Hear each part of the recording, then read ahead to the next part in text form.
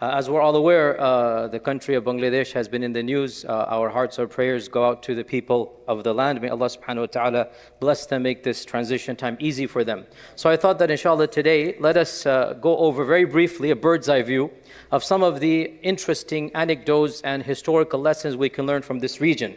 Especially because this region is very interesting. If you look at the countries around it, look at Bhutan, look at Nepal, look at India, they are not Muslim majority countries. And yet here we have this little pocket of a Muslim majority country. 90% of Bangladesh is Muslim. It is the fourth largest Muslim country in the world. And yet it is surrounded by neighbors, Myanmar, Bhutan. These are not Muslim majority countries. And this is not where Muhammad ibn Qasim landed. This is not where the Arab Sindh, they came. That's on the other side. So how did that come about? And what are some of the lessons we can learn from that region? And again, this is a bird's eye view. How much can you accomplish in just 20 or 30 minutes, inshallah ta'ala? But inshallah, a bit of a summary. Of course, this region has always been associated with the name Bangla. And this goes back to the name of a tribe that inhabited this region 3,500 years ago. Some say it is Bang or Banga or Bangla. And of course, Desh means land. So the country was called Bangladesh, but the tribe and the peoples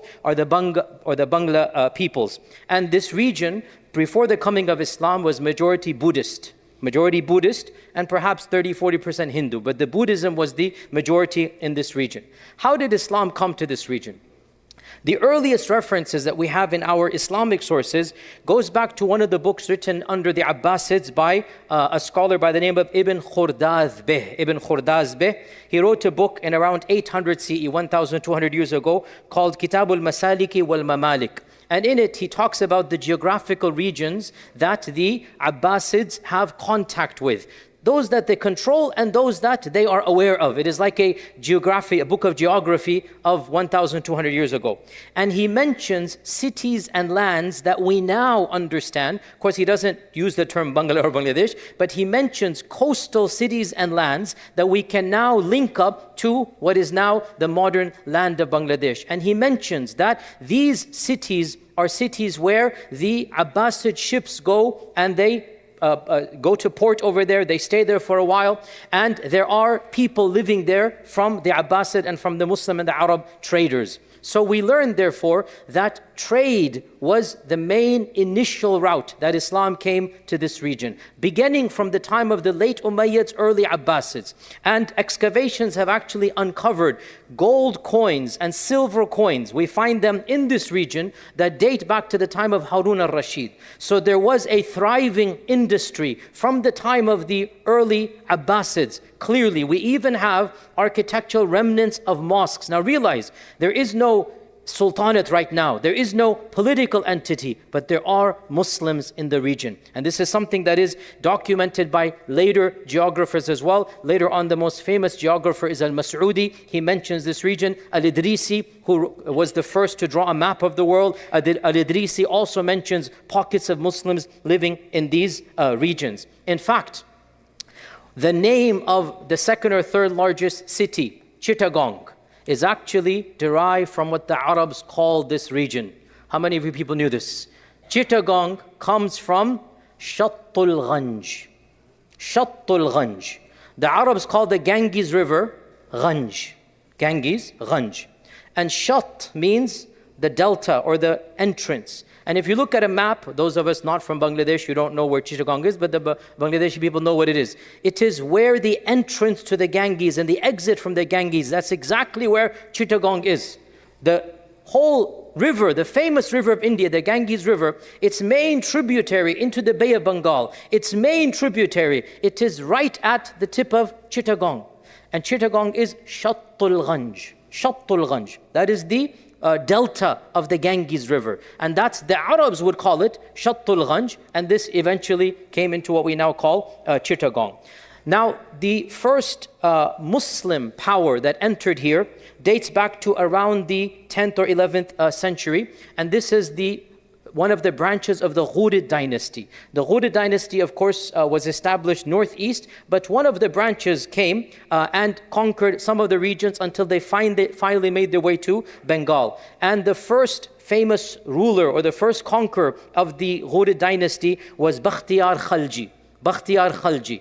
Bakhtiyar Khalji was the one who eventually made his way into what we now call, the area of Bengal. And it is an amazing story that it is said that he was leading his army. He was so eager to enter, he only had 18 people when he entered the first village and town. And with 18 people, he began the conquest of this entire region. And Bakhtiyar Khalji established the Ghurid dynasty, but he made himself independent, but technically he's a part of the Ghurid dynasty. One thing you have to know when you listen to my history and others, you understand, yes, there was a technical khilafah, but the khilafah is not going to control every distant region. And what happens is the government might send somebody, and that somebody basically becomes semi-independent. And he's running it maybe in name only, maybe even not even in name. But this is what Al-Khalji did, and he began to mint the first Muslim coins, or the first Islamic coins date back to Al-Khalji, which is around 1200 CE, like 800, 900 years ago. He began to mint the Islamic coins of this region, and the khutbah was given in his name. Before this point in time, if there were any masjids, the khutbah would have been given in the name of the Abbasids. But now Khalji comes along and in his name and the name of the Ghurids, and thus begins the first political base, the first state, if you like, in this region of what we now call Bangladesh. And this next 300 years, we can say, technically, there's multiple dynasties. They're called the Delhi Sultanate. The Delhi Sultanate. This is the extension of the Delhi Sultanate, but the ministers, or I should say the governors, are independent or semi-independent. But now that the political base has been established, now you have masajids popping up everywhere. And you have a new phenomenon, a phenomenon that was very common for that time, and that is preachers who would travel from Arab lands, Muslim lands, with the only intention of preaching Islam. And this began the phenomenon of the Sufi Khanqahs. Sufism played a very important role in the spread of Islam in this region. And a number of famous Sufi preachers, the most famous of them, every single person of Bangladeshi heritage knows this person, and his name is Shah Jalal. Shah Jalal is the most famous one of them, but he's not the only one. But he's the most famous, and he's of the earliest one. And Shah Jalal was of an Arab descent, but he was born and raised in Konya, in Turkey. And they say that his sheikh handed him a mission that you have to go to. He gave him some soil. He goes, wherever you find the color of the land to be the soil, that's where you will settle. So they say that Shah Jalal left Turkey, left Konya, and he kept on traveling until he made his way to this region of the Bengal. And he said, this is what my sheikh wanted, this is where I'm supposed to be. So he spent the next 78 years. He lived to around 100 something years old, 110 years old he lived. He spent the next 78 years. In fact, it just so happened when he arrived, there was a massive battle going on between the Muslim Sultan and between one of the Hindu dynasties. So him and his scholars and Sufi shuyukh, they actually joined in this campaign. The campaign won what is considered to be a somewhat miraculous victory. And so Allah blessed him, like he was given the izzah. Like, oh, because you guys came, you are pious people coming from the Arab and the Muslim or the Turkish lands, because of you guys, Allah blessed us to win this battle. So this established his reputation as a saint or a wali of Allah subhanahu wa ta'ala. By the way, we do believe in righteous people. We should believe this. There are righteous people, and Allah Azza wa Jalla blesses righteous people with various things. So yes, the concept is correct, no problem with that. And so Shah Jalal established his credibility right when he landed, basically. This victory boosted his credentials, but he didn't participate after this in any type of military expedition. What he did is he opened up a khanqah, he opened up a lodge, and he began preaching and teaching for the next 50 or 60 years. And what I found super interesting, I learned today that the most famous traveler of medieval Islam, Ibn Battuta, you know Ibn Battuta? Ibn Battuta not only visited this area, and he called it Al-Bangala. In his book, he calls it Al-Bangala. Not only did he visit this area, he lived in Sylhet, and he maybe even took a wife there. We're not sure. It looks like that as well. And he said, then I traveled 1 month to visit the most famous wali of the region, Shah Jalal. He actually met Shah Jalal. Ibn Battuta, I found out today, I didn't know this. He actually met Shah Jalal. And he describes that he was a tall, handsome frail man. He would fast continuously. He was living in a monastery, a khanqa away from the city. His students were there, and and he mentioned some miracles or some karamat, you can say, that happened, and that Shah Jalal gifted Ibn Battuta a turban. He was very happy at this. So Ibn Battuta is he literally said this is the most famous saint in the region, which means Shah Jalal had already established his reputation in his lifetime. And Ibn Battuta actually detoured from his journey just to go visit Shah Jalal and then come back and resume his journey. It is said that Shah Jalal, Allah blessed him and others, but he was number one to convert many tens of thousands of people in his preaching and teaching and interactions. And Ibn Battuta himself says he witnessed many of the Hindus, or he called them Hindus. They might have been Buddhists, because at that time these people probably couldn't tell the difference. But even if they were, Ibn Battuta says even the local, Hindus and Buddhists would go to his khanqa and stay with him, to be influenced by him. So Ibn Battuta was an eyewitness to this da'wah continuously going on. So we're now in the 1300s, and this is when 1400, basically 15th century, what begins now? Two things. On the one hand, the Mughal dynasty, and on the other hand, European colonization, right? Who was the first European to come into India? This should be a high school question for the kids here. This is way afterwards. Vasco da Gama, you remember from your high school. That's good, yes. MashaAllah. Even though you've passed high school age, but clearly it has, just kidding with you. Vasco da Gama, prize points. What year was that? Even I think I'll have to, no. I think that is correct. I'm not sure exactly the final year, but 1490 something. I think that is correct. Vasco da Gama. Now, by the way, Christopher Columbus was trying to get to India, right? That's why he ended up over here. Like all men who get lost, he didn't ask for directions, so he came over here, okay? But Vasco da Gama, I guess, asked for directions. So once Christopher Columbus failed, they wanted to get to India. Why did they want to get to India? Because India was the land of treasure, the land of spice, the land of fertility, the land of produce, the land of fruits, like the soil of India, and especially the region of Bengal has always been of the most fertile.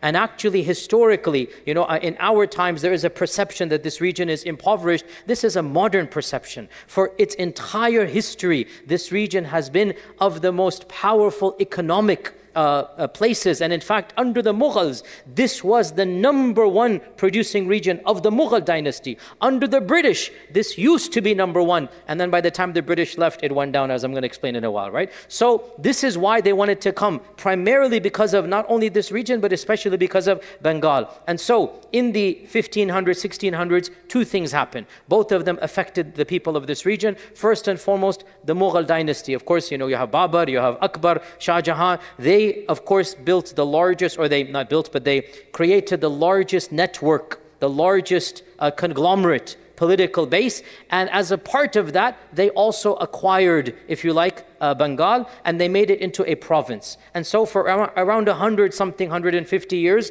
the Mughal Empire was the one in charge, and there was a province, they called it the Bengal Subah. They had the province that was semi-independent, but still under the Mughals. While this is happening, you had the colonial empires come.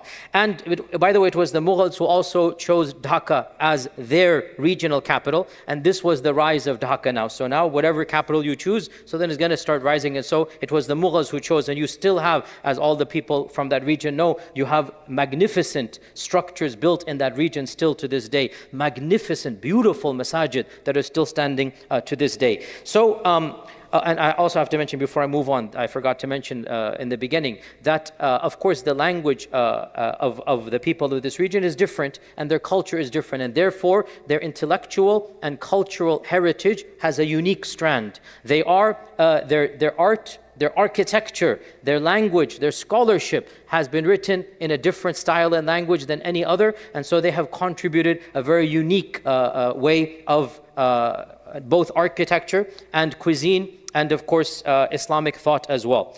So I was getting back to the colonization, and 5 different regions were competing over Bengal. 5 different European countries. Number 1, Portugal. The Portuguese were the first to get to this region. Vasco da Gama was Portuguese. Number 2, the Spaniards came. The Spaniards then established their post. Number 3, the French came along. The French came along and they also established their post. And number 4, the Dutch. The Dutch came as well. And then last but not to be the least, the British came. Now each one of these 5 established East India Trading Company, Dutch East India Trading Company, Portuguese East India Trading Company, British East India Trading Company. And each one of them began competing to have the most land, the biggest perks, the most direct access to the governors. And interestingly enough, in this region of what we now call Bangladesh, the Bay of Bengal, multiple times these 5 powers actually fought one another on the Indian subcontinent soil for resources. So you have the British and the French fighting each other for resources in this region. And sometimes they're bringing in the locals as well, because there's something called sepoy. And the sepoy is a local who is paid by the British or the Dutch or the French. So you had a class of Indians or Bengalis, you had them being paid by these European superpowers, and they're fighting each other on behalf of these superpowers. So in any case, what happened was these 5 entities, all of them attempted to negotiate the best treaties with the governor. And this also coincided with the waning of the Mughal Empire. The Mughal Empire started to decline in its power, and so this region became once again independent. And another superpower was established, regional superpower. Let's call it the Nawabs of Bengal. Now technically the Nawabs of Bengal were multiple dynasties, as is usually the case. It wasn't just one dynasty, but for another 200 years you had 150, you had many dynasties that are not under the Mughal Empire. They don't need to get permission from the Mughal Empire. So the regional 5 colonial powers have to negotiate directly with these dynasties. And one of them was to change the course of the entire region's history, and that is Siraj ud-Dawla. Siraj ud-Dawla in 1756. He was the Nawab of Bengal. And long story short, the British and the French were at a massive war. And Siraj ud-Dawla initially got caught up. He sided with the French. The French were more sympathetic to him, but the British demanded more and more. And the British started building larger posts, taking more land, demanding higher taxes. Siraj ud-Dawla refused. He said, I'm not going to be a party to this. It's not fair. Remember, these companies are not governments. They are trading posts. They are East India Trading Company. Sure, they have mercenaries, but they're not governments. This is like you open up a shop somewhere and the shop is surrounded by your mini army. That shop becomes a mini city. That shop starts taking the land around it. This is what these principalities did. Siraj ud-Dawla said, enough is enough. You guys are not welcome here.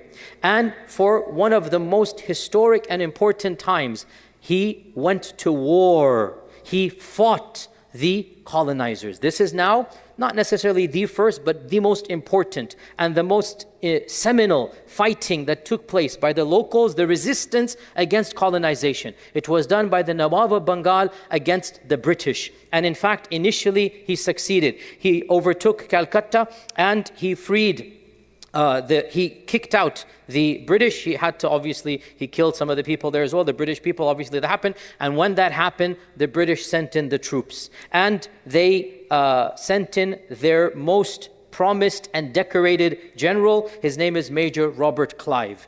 Major Robert Clive had a reputation of being heartless, cruel, but also very efficient. In other words, he was a general exactly what you need from their side. And Major Robert Clive decided that he was now going to go wage full war against Siraj ud-Dawla. So him and Siraj ud-Dawla basically had a number of battles. Calcutta went back and forth until finally, Siraj ud-Dawla was kicked out initially. Siraj ud-Dawla then brings 40,000 troops against Major Clive, who probably had less than 2,000, right? Including the sepoys. There's no way that this is clearly going to change the course of history. If Siraj ud-Dawla wins, then the British are kicked out. But here is where constantly the Ummah has a problem from within. And that is, we don't need external enemies when we have people inside of us who will betray. And what Major Robert Clive did was he used the tried and tested tactic of the British. Divide and conquer. Major Clive understood, I can't win them in battle. And so he resorted to the standard technique, and he found one of the senior, some say he was the senior general and military commander under Siraj ad-Dawla. His name was Mir Jafar. Mir Jafar. And he began a secret negotiation with Mir Jafar to become a traitor. Come over to the side of the British. Mir Jafar named a price, he got the price. Mir Jafar said, once you get rid of Siraj ad-Dawla, I have to become the Nawab. Clive said, fine, you will be the next Nawab. Once he went back and he heard that more and more help is coming from England, Mir Jafar renegotiated the contract and demanded triple what had been the initial price. Greed, complete greed. They say the equivalent in our times, if you calculate it out, is around £3 million. So for 3 million British pounds, the equivalent in our times, which is around less than $4 million, for $4 million, Mir Jafar not only betrayed his own dynasty, he literally changed the course of history to what was about to happen. Such a measly sum, 4 million. That's all that he needed. So long story short, when Clive's forces came, Siraj ad-Dawla thought that he had Mir Jafar and the troops on his side. Turns out at the last minute, Mir Jafar, because he was the commander, he simply withdrew, leaving Siraj ad-Dawla almost unprotected. Siraj ad-Dawla had to flee for his life with his women and children. Mir Jafar's forces caught up to him and executed him on the spot, paraded his body in public, and then Major Clive literally greeted Mir Jafar, kissed him, held his hand, put him on the throne of the Sultan of the Nawab, and gave him a bowl full of gold. This is now your treasure. And he did become the Nawab for a while, and then of course, as is always the case, then he realized the British are not giving him what he wanted, and he actually died a miserable death because obviously you're not going to win as a traitor. For those of you who studied Iqbal has some really famous poetry about this, right? I'm going to really mess this up, but Jafar az Bengal wa Sadiq az Dakkan, nange Adam, nange Deen, nange Watan, na Qabul wa na Umeed wa na Murad, millat az Karshan, andar fasad. Is that right? Right translation? Andar fasad? Is that right? This is Farsi, right? So Iqbal has some really beautiful lines here that Ja'far from Bengal and Sadiq from Dakkan. Mir Sadiq was somebody who betrayed Tipu Sultan, right? So Ja'far from Bengal and Sadiq from Dakkan. These people are Nange Adam, disgrace to mankind, and Nange Deen, disgrace to their deen, Nange Watan, disgrace to their homeland. Na Qabul, they have no acceptance, they are hopeless, they are unfortunate, and because of them, an entire nation was corrupted by their actions. This incident is called the famous Battle of Plassey. The town is Pelashi, so the British call it Plassey, the Battle of Plassey. The Battle of Plassey in 1756, it changed the course of history. Literally, this is the most important battle that every student of history is aware of, because when the Major Clive won over the Sultan or the Nawab of Bengal, what was the result of that? A number of things. First and foremost, this now established British superiority over all of the other colonizers. Now England is dominating, even though before this the Portuguese had dominated. Because of the Battle of Plassey, now England has the upper hand. Secondly, now that England has basically conquered Bengal, this is the nail in the coffin for the Mughal dynasty. That's it. This is the most important province, the most expensive, the highest, produce. And now it's not in the hands of the Mughals, even though nominally it was technically not there, but still there was this notion. So now that the British are here, then what's going to happen from 1757 until the famous, what is called Mutiny or War of Independence, 1857, 100 years. The British changed from being a trading post to becoming the British Raj. The beginning of this, the Battle of Plassey, when the Muslims of the Bengal province, when the Sultan of the Nawab province was betrayed by his minister, it was inevitable. That's it. One thing led to another, and in 1857, the British annulled the Mughal dynasty, kicked out the last Mughal Sultan, who died a very lonely death in Bahadur Shah, Zafar Bahadur Shah. There's a picture of him, the only picture we have of a Mughal emperor on his deathbed in 1860 or something. It's a sad, sad portrait of a person lost everything. So he was exiled, and the British then took over. And of course, when the British take over, what do you think is going to happen? They're not interested in the people. They're interested in their pockets. And for the next 90 years, they fleeced this region that used to be the number one. Bangladesh, or this area of Bengal, has always been known. Ibn Battuta, I read this today just to refresh my memory. It's been many years since I read Ibn Battuta, and I forgot he had mentioned Bangladesh. Ibn Battuta has an entire paragraph shocked at how cheap the produce of Bengal is. He mentions prices. He says, for one dirham, I can get 3 chickens, He says, I have never seen this much rice in my life. This is Ibn Battuta describing this how many centuries ago? And he goes, you can purchase this much quantity for a small amount of rice. And he said, my friends here, they told me that for 8 or 9 dirhams, they can spend the whole year with enough money and food for eat. So he's describing a land that is rich in produce, that is rich in food, and has easily accessible. In his whole travels, he has hardly seen a land as rich and as useful and economic as this region is. But what's going to happen? That's why the British were eager. That's why the Battle of Plassey is taking place. That's why all of this is happening. Once the British come, khalas, topsy-turvy, 180. From 1857 up until 1947, 90 years, this region went from being number 1 to, subhanAllah, almost all the problems we can blame. And I say this over and over again, do not be fooled. Wallahi, do not be fooled. The enemies come, they want to make us enemies in between. The number 1 enemy that we have is the colonizers. Do not be fooled by the rhetoric. They put it in your mind to divide and conquer. No, it comes from them. They're the ones who did all of these, negatives that happened. You can 95% you can blame on the tactics of the British. Time is limited. I have to mention one thing that the British did. This is something every one of you should know. The worst man-made disaster in this century, or of the top 3, took place in this region caused by the British.